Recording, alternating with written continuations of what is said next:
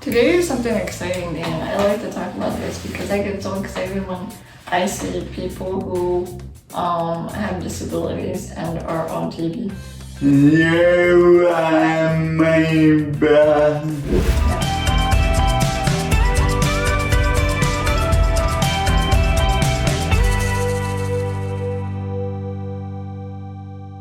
There are not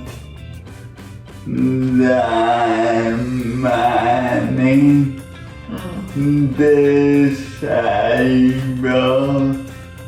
actors. Yeah, and that's what we're gonna showcase some of them. And this is just about television characters. We're not even going to go into film. That's going to be another episode, which will also be fun, Dan. We're not a lot in, as you said, on television, and we're not a lot in films. But for most people, they could claim they've met or know personally at least one person with a disability in their lives. And to be able to say that, that means that we're part of society, folks. But yet you wouldn't really know it by just watching TV. The one that comes up first is Corky Thatcher from, Life Goes On, the Beatles song. Oh bloody, oh bloody, life goes on. Life goes on. And I remember watching that show a lot. Did you watch it? Yes, Did you like it? I did. I don't know so many today, but growing up, I knew people or classmates with developmental disabilities or intellectual disabilities, and I thought to myself, well, Corky, he is able to do a lot on his own, and I just remember that. Like, I remember thinking that he was fairly independent, pretty autonomous. Another character that I remember was, and I think that she was Blair's cousin on The Facts of Life, and she had cerebral palsy, but she was on The Facts of Life occasionally. She was always cracking jokes on the show. Do you remember her? Well, did you watch The Facts of Life? I've been now and then. Not much? No. It's kind of a girly show.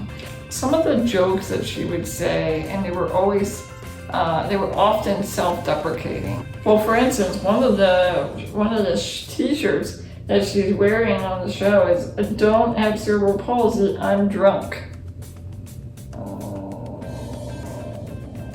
But I remember her, and I was excited that she, just like Corky was, they both had the disability in real life. Like, they were disabled actors, which I thought was cool. Interesting. Okay, so what I was about to go into was how a lot of characters, and we talked about this before in the episode reviewing the film Penguin Bloom, where in film, a lot of disabled characters are not disabled in real life. And that makes me very angry. But what I'm seeing as a kind of rising trend here is more recent TV characters with disabilities are played by actors who have disabilities. So for instance, Walter White Jr., who is a character on the very popular show Breaking Bad, he plays a character with CP, cerebral palsy, and he himself has cerebral palsy. And then there was this other guy, the guy from Speechless. Yeah. You were gonna say that?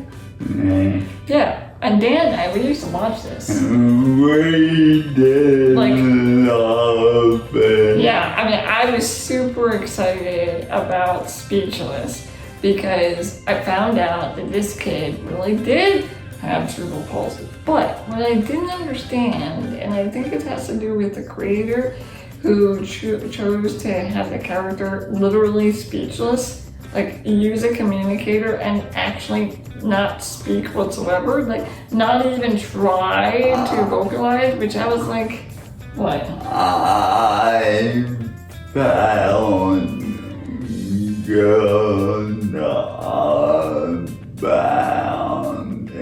Why? What do I have echo? You have an echo because some people don't understand you. Yeah. But imagine if you just didn't even try to speak at all. Like in your own home, let's say. I'm just saying that I feel it may be because the creators thought viewers would even be less inclined to watch it if they had to try to understand him or read subtitles. Like we put in our own videos, we put subtitles just in case people don't understand us. If you see interviews of this kid, he speaks pretty well. I mean, yes, his cerebral palsy has affected his speech, but I think most people would probably be able to understand him. Well, there was Becky Jackson on Glee. So she had Down syndrome. I did not watch Glee. Did you watch it? No. And there's Joe Swanson. Yeah, you used to watch Family Guy. I can't watch that show. I did every now and then. This is like a cartoon character who has a spinal cord injury. This is pretty common for Family Guy. Like his character has some major anger problems. He like beat his son so badly that the son had to go to foster care. He shot a friend over steak.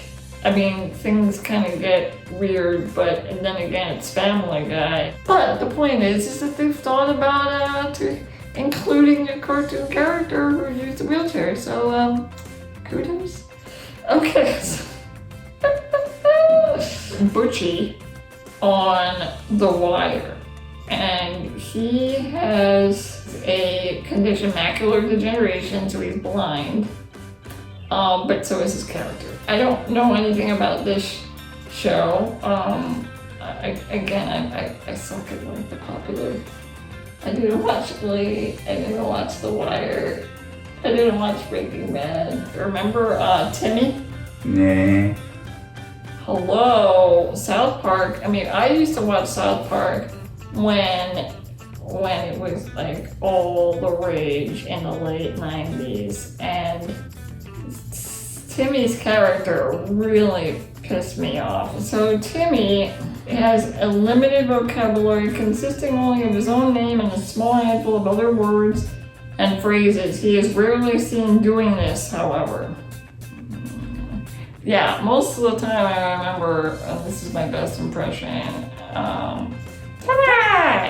I mean, I loved South Park in the beginning, I'll admit it. I thought it was hilarious, but it made me wince a lot because not just Timmy, but like other characters. At least they were alright. Oh my god, at least it was like he was there, you know? Like he existed. You know, that's actually kind of how the average person probably thinks about disabilities. I don't know. Okay, whatever. Stevie from Malcolm in the Middle, which I did see that show a lot and I loved it. So his character, he was black and he used a wheelchair and he had, I believe, asthma. I think I read that he supposedly had one lung. He spoke like that. That's how he would talk with Malcolm. And he was Malcolm's best friend. And I think he was there all throughout the seasons. Disappointing thing about this was this kid, he was adorable, but he didn't have a disability. And they could have easily casted that kid with an actor who did have a disability. Another representation of disability in the TV show was the character Dr. Carrie Weaver from ER. And again, this was from the mid-90s, okay, through the early 2000s. The actress was not disabled, but she played a doctor who walked with a crutch. Oh, we forgot to talk about the Star Trek guy, Geordi LaForge. Remember this guy? Yeah. From Star Trek? One of my favorite people. Really? From Star Trek? Yeah. But did you know that the character was disabled? I didn't know. I didn't know that either. Apparently he's blind, and that's why he wears the funky glasses. I thought they were new age Yeah.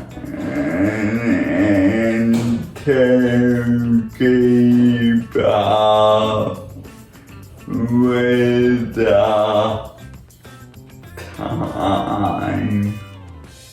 Yeah, apparently, according to Wikipedia, a reliable source,